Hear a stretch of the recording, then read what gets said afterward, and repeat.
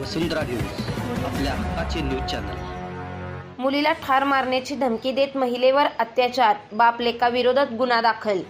1 वर्षाच्या निष्पाप मुलीला ठार मारण्याची धमकी देत तिच्या आईवर लैंगिक अत्याचार केल्याचा धक्कादायक प्रकार इचलकरंजीत घडला आहे।